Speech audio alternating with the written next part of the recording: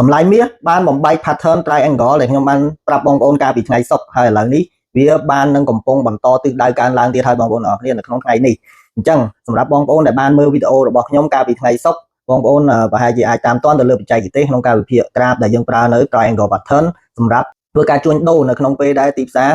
ចេញជា pattern បែបនេះអញ្ចឹងសម្រាប់បងប្អូនដែលធ្វើការជួញដូរក្នុងវិស័យ forex ក៏ដូចជាឧបករណ៍និស្សិតនៅក្នុងថ្ងៃច័ន្ទនេះតម្លៃមាសបានបំបែកកំណត់ត្រាតម្លៃបន្តទៀតហើយដែលឥឡូវនេះកំពុងតែស្ថិតនៅក្នុងតម្លៃ3796អញ្ចឹងតើក្នុងថ្ងៃច័ន្ទនេះយើងអាចធ្វើការជួញដូរនៅក្នុងតំបន់តម្លៃណាតើតើមើលការវិភាគទាំងអស់គ្នាសួស្តីបងប្អូនទាំងអស់គ្នាអញ្ចឹងសម្រាប់ការវិភាគនៅថ្ងៃច័ន្ទដើមសប្តាហ៍យើងមើលចាប់ពី weekly chart ទៅអញ្ចឹងនៅក្នុង weekly chart យើងឃើញថាតម្លៃមាសបានបន្តការកើនឡើងជាខ្លាំងបន្ទាប់ពីបានបំបែកតំបន់ resistance របស់វានៅក្នុងតំបន់$3,500នៅក្នុងមួយអោនហើយការកើនឡើងនេះគឺកើនឡើងមិនទាន់មានការថយចុះនៅឡើយទេដែលជាទូទៅក្នុងបច្ចេកទេសគេហៅ pullback ឬមួយក៏ correction អញ្ចឹងតម្លៃមាសបន្តការកើនឡើងបែបនេះនៅក្នុង time frame តូចតើមានតំបន់តម្លៃណាដែលយើងអាចធ្វើការរងចាំធ្វើការជួញដូរបានអញ្ចឹងយើងទៅមើលក្នុង daily chart ជាបន្តទៀតបាទសម្រាប់នៅក្នុង daily chart យើងឃើញថាកាលពីប្រហែលថ្ងៃមុនក្នុងសប្តាហ៍មុនគឺវាបានចេញជា engulfing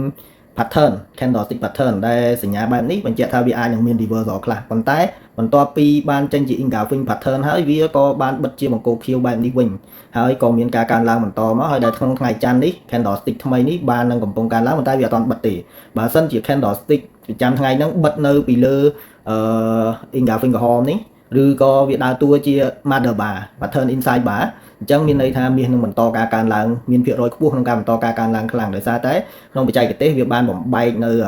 mother bar candlestick ហ្នឹងអញ្ចឹងបើសិនជាមាន pullback យើងនឹងធ្វើការរងចាំទិញឡើងល្អជាងធ្វើការលក់ចុះអញ្ចឹងតំបន់តម្លៃយើងទៅមើលនៅក្នុង4ម៉ោងបាទសម្រាប់នៅក្នុង time frame 4ម៉ោងខ្ញុំឃើញថាតម្លៃមាសបច្ចុប្បន្ននេះមិនទាន់បិទ candlestick ទេបើសិនជា candlestick មួយនេះដែលនឹងបិទនៅក្នុងម៉ោង1រសៀលនេះបិទនៅពីលើតម្លៃ$3,784ឬ$85ក្នុងមួយអោននេះបើវាបិទនៅពីលើហ្នឹងហើយមានការ pullback ចុះមកយើងអាចធ្វើការចាំទិញនៅក្នុងតំបន់តម្លៃទី1$3,773ទៅ$3,708នេះក្នុងករណីដែលម៉ោង1វាបិទនៅពីលើហ្នឹងអញ្ចឹងមានន័យថា trend ហ្នឹងគឺមាន probability ខ្លាំងក្នុងការបន្តការកើនឡើងហើយបើសិនជាវាមិនមានconfirmation ណាមួយក្នុង time frame តូចឲ្យយើងចូលបាយនៅក្នុងតំបន់ហ្នឹងទេយើងរងចាំបាយនៅក្នុងតំបន់ទី2នេះគឺនៅក្នុងតំបន់3762ទៅ3766បាទអញ្ចឹងនេះគឺជាតំបន់តម្លៃដែលខ្ញុំរងចាំធ្វើការជួញដូរអញ្ចឹងសម្រាប់ថ្ងៃហ្នឹងខ្ញុំរងចាំទិញឡើងល្អជាងធ្វើការលក់ចុះអញ្ចឹងសម្រាប់ចម្ងល់ឬមួយក៏សំណួរឬមួយក៏ចង់ចូលទៅក្នុង channel VIP អីហ្នឹងបងប្អូនអាចធ្វើការទំនាក់ទំនងក៏ដូចជា scan នៅ QR code ដែលខ្ញុំបានដាក់នៅក្នុងវីដេអូនេះអរគុណ